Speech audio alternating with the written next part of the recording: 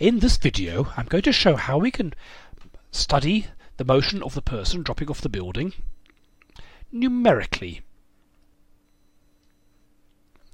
So they're falling, there'll be some height h above the ground at any particular time t, and there'll be some velocity v. And what we might want to work out is what height they're at or what speed they're moving at a particular time t. Now we can't just use projectile motion because we have drag force that's constantly changing, and we can't assume a constant speed because that will only apply after a certain time once it's reached terminal velocity. So it's a tricky problem. The basic idea of a numerical analysis is to break the fall into very short periods of time. So we're going to pick a time step, and this time step needs to be considerably shorter than the time scale at which things work. If you remember, we calculated that the time scale for things to happen is about 2 seconds, so we need to pick a time step that's much shorter than that, so maybe about a delta t of about 0.1 seconds might be a good one to use here, at least as a first guess. So what we then do is we say, we split the motion into 0.1 second segments, and we calculate each in turn, not using the true, much too complicated equations, but using a simple version of the equation. This process is called iteration. So if we want to work out where something is, say, at time 1.5 seconds, we don't have an equation and plug t equals 1.5 into it. We start off by working out where it is at the beginning, then we work out where it is one step later, then another step, and we work our way through at each point, adding to our previous knowledge until we get to 1.5 seconds. Now the particular approximation we're going to make for each time step is called Euler's method. And it's the simplest way you can do this. We're using a really simple approximation. We're going to assume that during each time step, velocity doesn't change,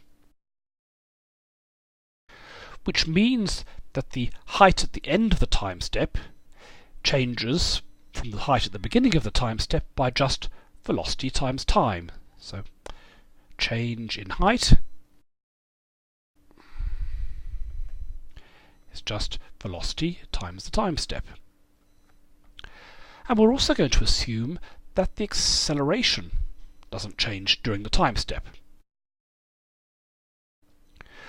which means that the change in velocity is just the acceleration times the time step. Now these may seem like pretty stupid assumptions. If we say the acceleration doesn't change, but the acceleration does change. As you get faster, there's going to be more and more drag.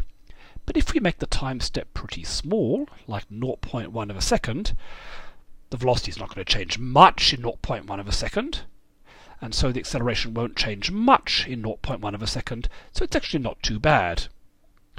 Likewise, we're saying the velocity doesn't change over that time, but we know it does. There's an acceleration. The acceleration is defined as a change in velocity.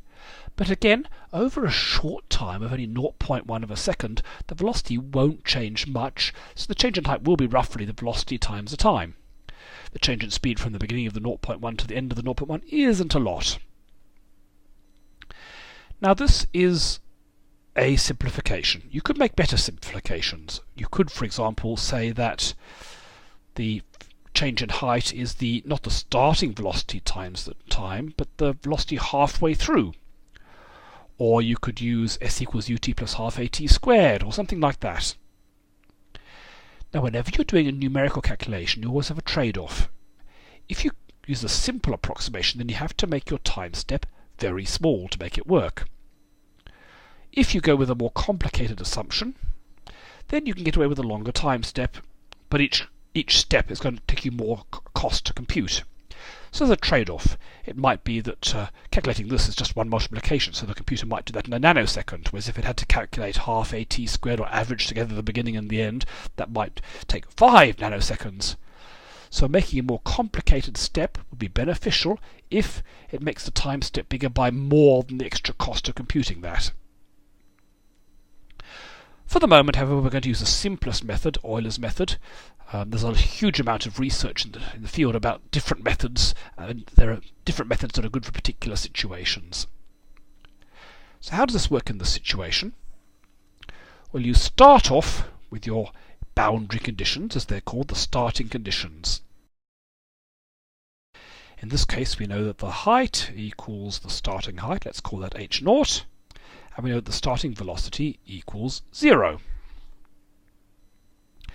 What we do now, we take those and use them to calculate the force.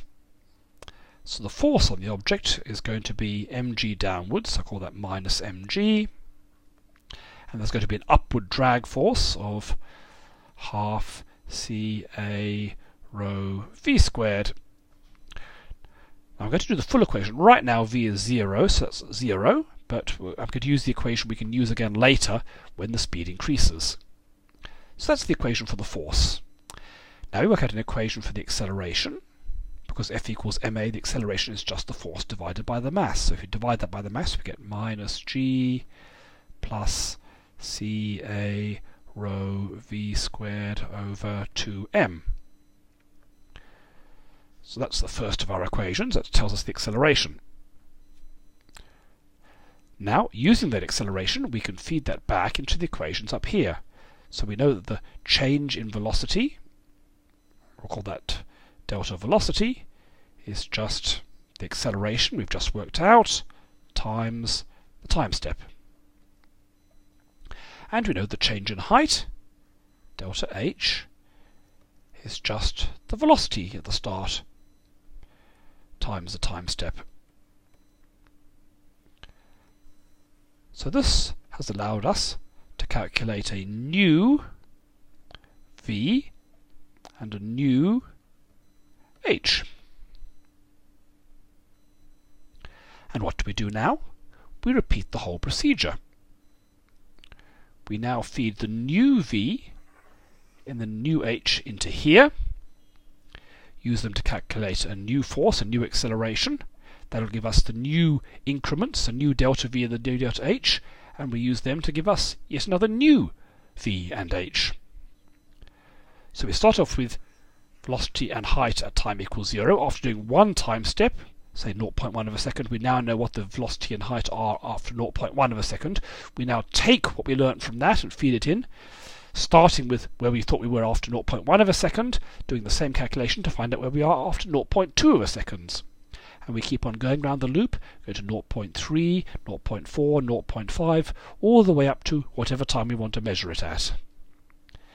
So the calculations are very simple. These are not complicated equations to work out, but we have to do them over and over and over again. Very tedious by hand, very easy by computer.